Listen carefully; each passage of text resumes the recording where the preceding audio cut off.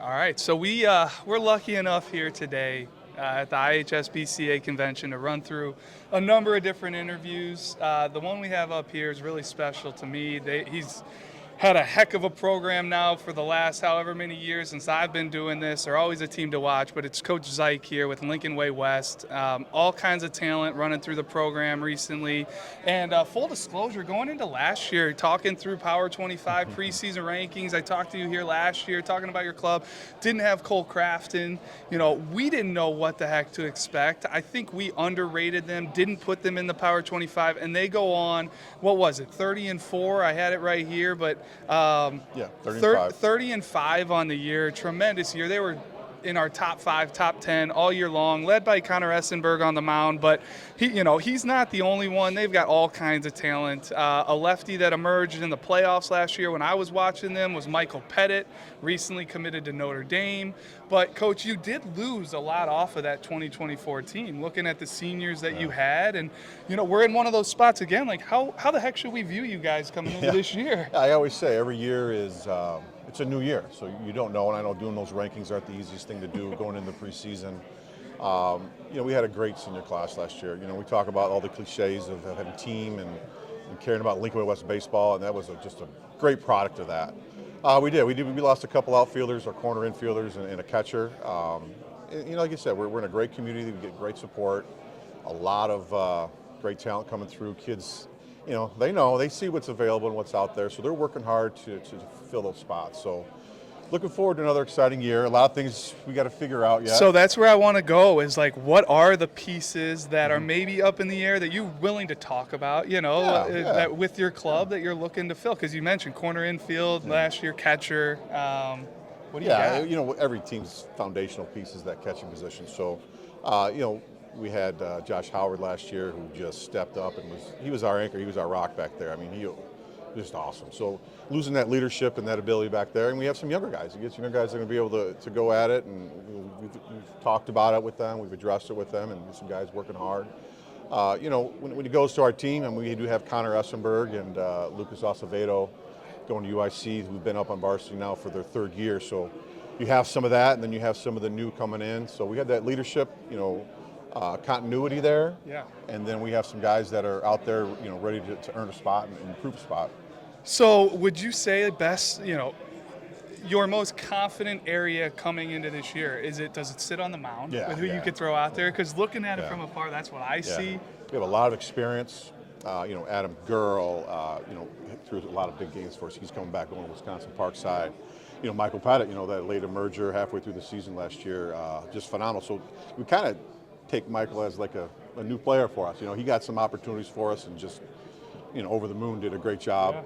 We had a bunch of guys that had, Anthony Vita had a great solid, stint for us last year, got 3-4 starts for us. So you had that with Lucas and Connor, and the depth is there. You have a lot of guys fighting for some spots, which it's a good problem to have, is guys on the mound, and then some other things we'll work through in the beginning of the year. And like I said, every year is a new year, and everything's going to fill out over a few weeks, and we're excited. We'll see how it all kind of pans out. Where does the staff rank, the pitching staff, all time for you? It's got to be up there. It's got to be up there. Yeah, especially left-handed. We're lucky, and with the talent they have, is they're hard-working kids, and their goal more, have the goals in mind, and they're working to achieve those. But I'd have to say, going into the season, we've had some good staffs along the way, but going into the season with what we have that had great experience last year, moving this year, is probably our most in-depth pitching staff that we've had over at Lincoln Way West. We've had a couple other years there. We've had some really prime starters, but the overall options, I think, is probably our deepest group so far going into a season. Yeah.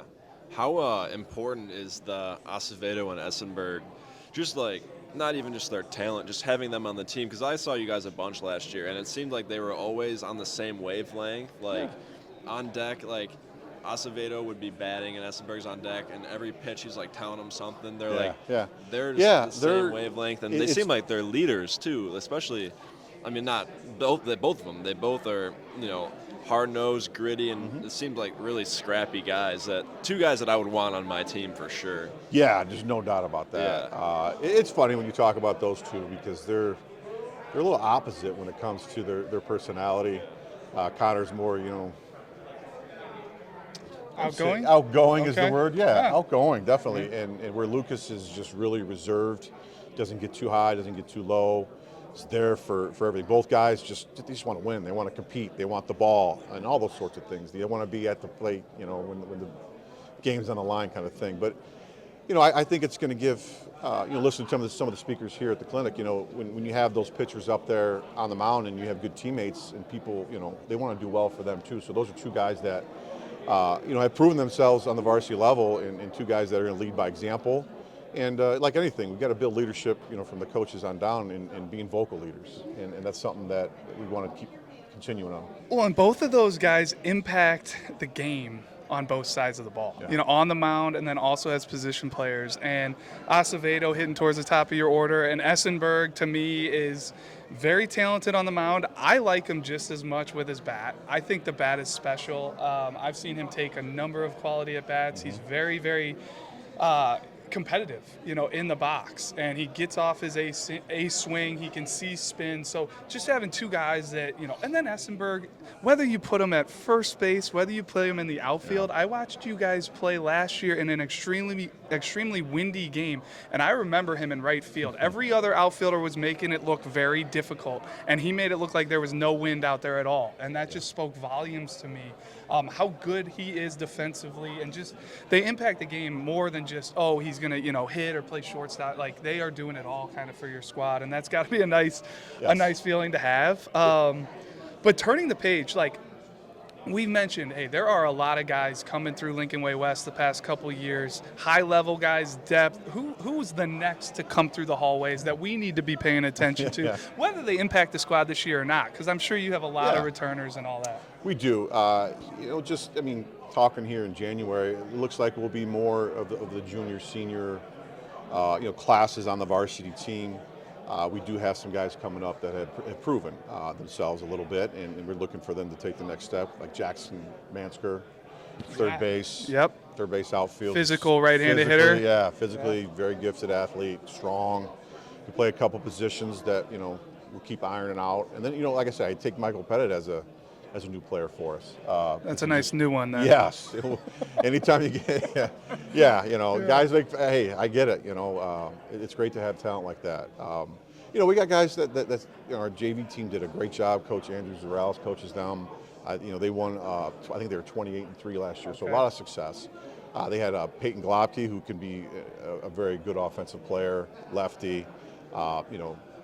We have I thought I was going to go with that, but what I was going to say with our team and our dynamics this year is, and you mentioned it, we do have Connor Essenberg and we do have Lucas Acevedo.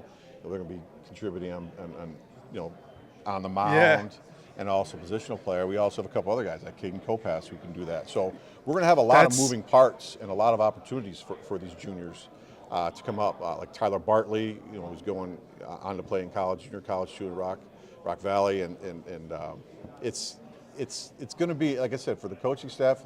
Last year we were kind of like, okay, we're kind of set with what we have here. These guys performed.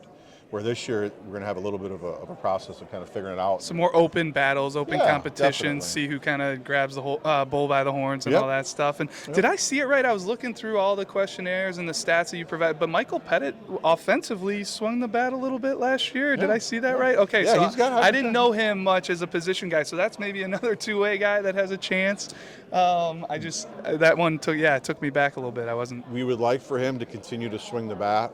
Him and Anthony Vita, who both play first base also, those are two guys that we want them to continue to swing. But I'd say the first priority is they want to pitch. I know Anthony's going to Drury University to pitch. So those two guys, I know I get it. In college, they know they're going to be pitching. But, for Lincoln Way West baseball, they're athletic. They're committed. You want guys in the lineup that care. Yep. And we want them to continue to hit too. Well, that's kind of all the questions I have for you. Other than just any 2025 matchups or tournaments or events you're playing in, anything we should be aware of, or any teams in the conference that are standing out, to you that you played last year, like, oh man, they were young, they're going to be a one to watch. Yeah, I mean, if you new to our conference this year now. We used to play the red twice, everybody twice, and then you play the blue once. Well, this year everyone's playing everybody twice. Okay. So that's just going to heighten those games a little bit and more depth. So that, I mean, any conference opponent, along our community and area is crazy. Like they're tough games and a lot of great players that you're seeing. But we're going down to Lake Point in Georgia. Like to hear that, and you did that last year too, This correct? will be our third year, Yeah. so we're excited about that. Those guys treat us great down there, great competition. It's been a good time, get a lot of playing time down there, so that's been great. So I don't say like we have any individual battles. Obviously, you got some local schools that you always have your battles with, but we have a test early with Marist and a couple other teams there to kind of get the ball rolling before we go down to Lake Point. But Manuka's always Yeah, they've got challenging. plenty of talent It's coming this through whole there area too. is like, I was saying 50-50 games. Every time you go into it, like you have to go out there and win those games. Like that's the talent that's around the area. Wow. Really appreciate your time, Coach, and we're looking forward to following your squad this year and all those players you've got coming through. And good luck. Try to repeat that 30-5 and Yeah. make another run in the Hey, we'll take it. postseason, and we'll Yeah. be following. So thanks, Coach. Thank you.